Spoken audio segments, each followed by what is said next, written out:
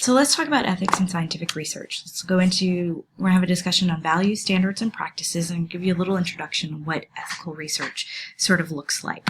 So first thing to do is really define research ethics. And research ethics is no different really from everyday life. Research is based on the same ethical principles that we've talked about up to now, and things that govern how we make decisions in the everyday, like honesty, fairness, objectivity, openness, trustworthiness is the big thing. But ultimately, our biggest thing is respect for others. And so we're going to talk a little bit more about what that respect looks like. Ethical considerations in research encases or goes across all disciplines of science, from medical to physics to chemistry. Everything has to abide by some type of research ethics. An example of maybe what we would consider poor research ethics can be seen in a case study back in May of 1981. Dr. John Darcy was a researcher at Harvard University in the Cardiac Research Center. And he wrote a bunch of scientific papers. And several years later, it was found that he fabricated the data that his colleagues had and that he had collected. And in researching this fabrication of data, they found that it seemed that he indicated questionable research practices all the way back as far as his undergraduate years.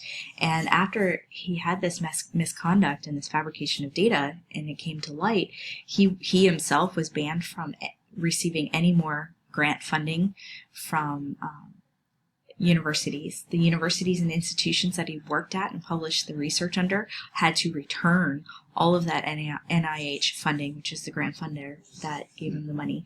And all of his colleagues lost credibility and months of work that they had put together because he had fabricated his own data. So their data then became useless.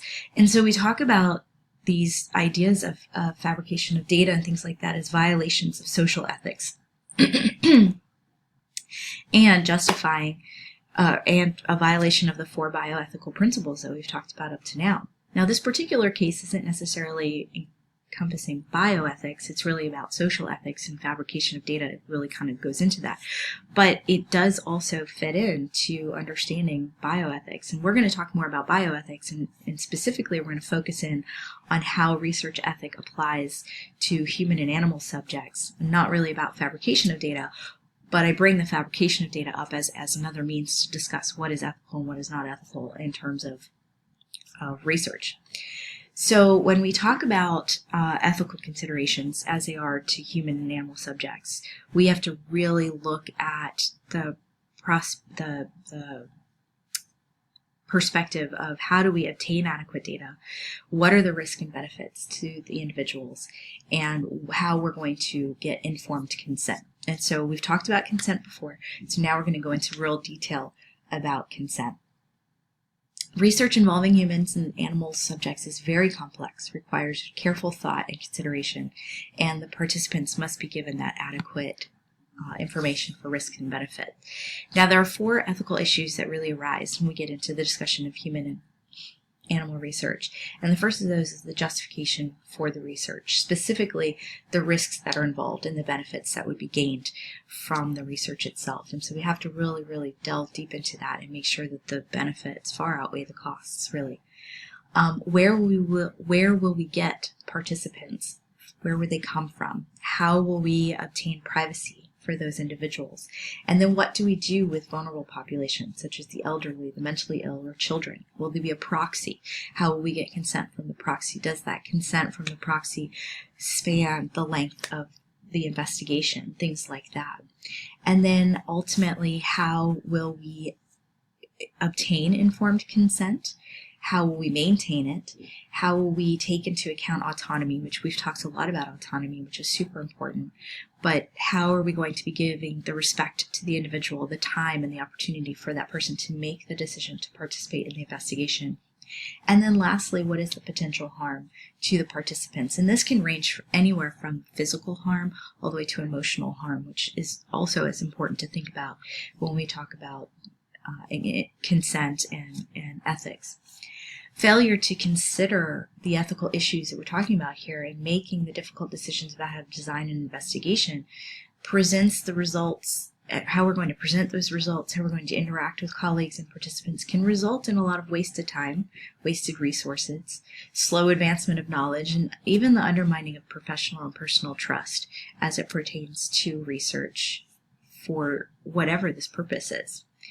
Therefore, we have a series of scientific standards that we set in place to avoid or minimize the difficulties of this research. These standards are not really necessarily expressed in a formal code.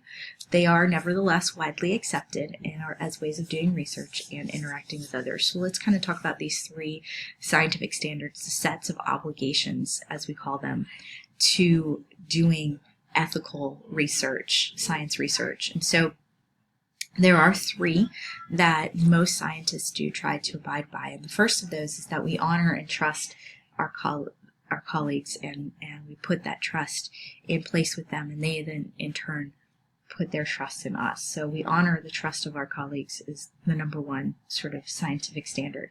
The second of those is to honor and trust ourselves as a science researcher, that we ourselves know the difference between fabrication of data or not really getting consent, or having someone else do our dirty work and not really giving credit where credit is due. Those are the kinds of things. So having that obligation to ourselves. And then lastly, obligation to act in ways that serve the public. Why are we doing research? We're doing it to better society. We're doing it to better social interactions or to cure diseases, or there's a lot of reasons out there. So we must be acting in a way that's going to serve the public in the best way possible. So that kind of goes along with our ideas of non-maleficence, right, and beneficence that we've talked about. Now, the most serious violation of these standards are known as what we call scientific misconduct. In all research institutions, whether they be a hospital or a university or some other private entity, typically have policies and procedures that they set in place to investigate and report research misconduct. And so it's real important that we follow these scientific standards, that we are acting in the best interest of the public, that we have good scientific obligation to ourselves as scientists and to our colleagues. And so any scientist who is conducting research knows to abide by these standards. In talking about human participants specifically, and we'll get into animal subjects a little later on, but in talking about that and in talking about social policies and making sure that we are honoring and serving the public, one of the things that we want to get into is how do we minimize risk? Any scientist who participates in research with humans protects the interests of the research subject by complying with government regulations, by complying with relevant codes established. But how do they ensure that we're going to minimize human risks? And if there is a risk, is the risk reasonable, given the benefits of whatever the subject or the investigation is about? Are we really maintaining informed consent? Are we following through with giving all of the knowledge to the key elements of the study? Are we educating the individual so that they can make the right decisions? And then is there privacy and confidentiality of the data? How is it being maintained? Are we doing everything that we can to make sure that no one can access the data? And you start thinking about things like AIDS research, for example. There are individuals who don't want people to know they have the disease, and so you have to maintain that confidentiality. It's very important. So this just kind of gets you some thoughts and process of ethics in scientific research, and we'll continue this conversation as we go.